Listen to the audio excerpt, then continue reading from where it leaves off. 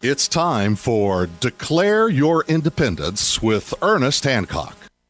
No wrong, no right. I'm gonna tell you there's no black and no white. No blood, no stain. All we need is one worldwide vision. Yeah, we're going to tell you there's no wrong, there's no right. You just need us to tell you what's what. Well, that's what was going on at the Talkers Magazine convention, and we had Alex Jones speaking for, the first time that I remember. This is what's going on. I want to preface this so you understand. We're going to be playing for the rest of this hour some bits from Alex Jones speaking to other talk show hosts. Let me give you a little bit of history.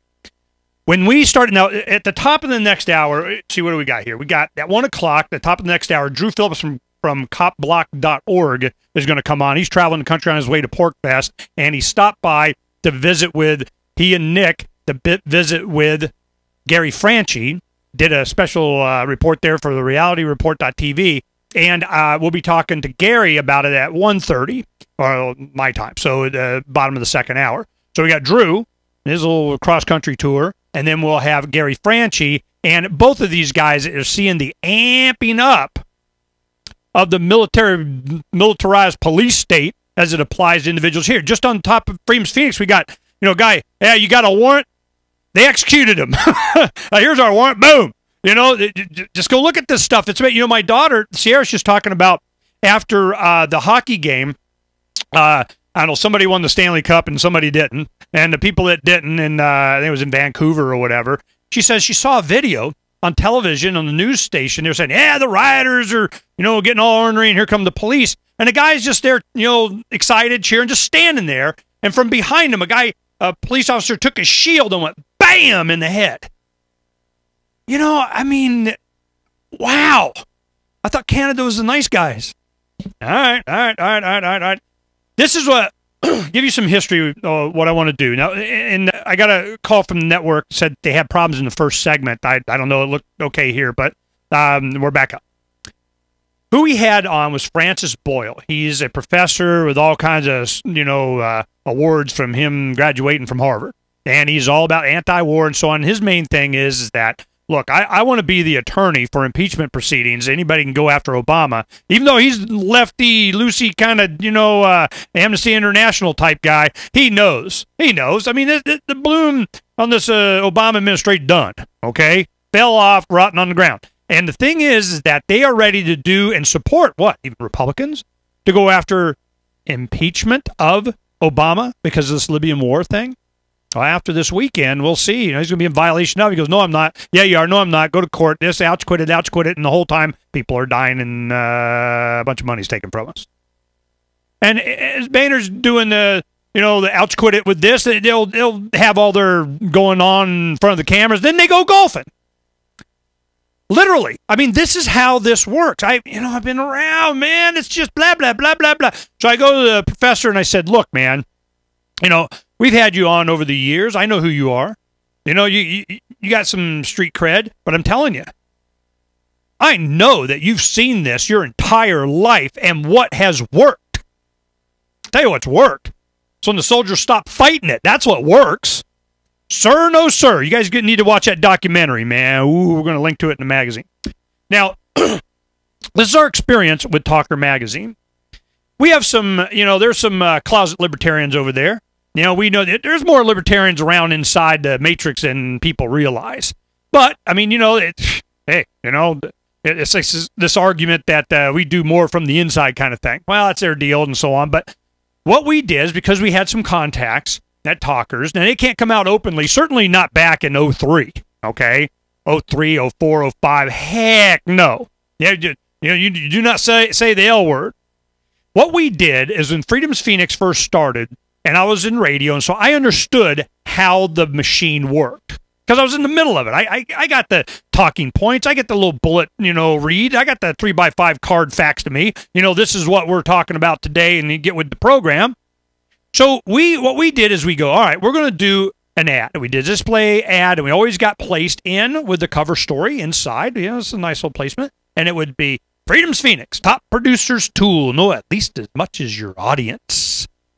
Dummy. So what we did is, that's why we have so much media as subscribers to our daily email dispatch.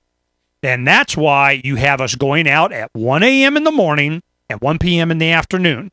It's so that it gets there before morning drive and before evening drive for the radio talk show host. Freedom's Phoenix is used a lot more than you think. Because I saw how Drudge was done. I saw how Politico was done. I saw how, WorldNet Daily was done. Heck, when WorldNet Daily first started back in the mid-'90s and so on, hardcore anarchists like Claire Wolfe were writing for it. But it was clear. Well, they just wanted to get audience so then they could steer it to where they were wanting to go with it. I saw what was happening. So what we did is we used Talker Magazine to kind of help penetrate the matrix. We were successful. When the Levolution started and everything, we already had at least a feed into this. While everybody's out doing whatever, we were directly marketing to the people with the signs and so on, but don't think we weren't in behind the scenes making sure they got that this was going on. It's a mechanism by which now Alex Jones, he has been, oh man, they hate him. They're like, oh, no, you're not with the program. He had a 30-minute speech, of which I'm going to try and play the last half of it and summarize the first part.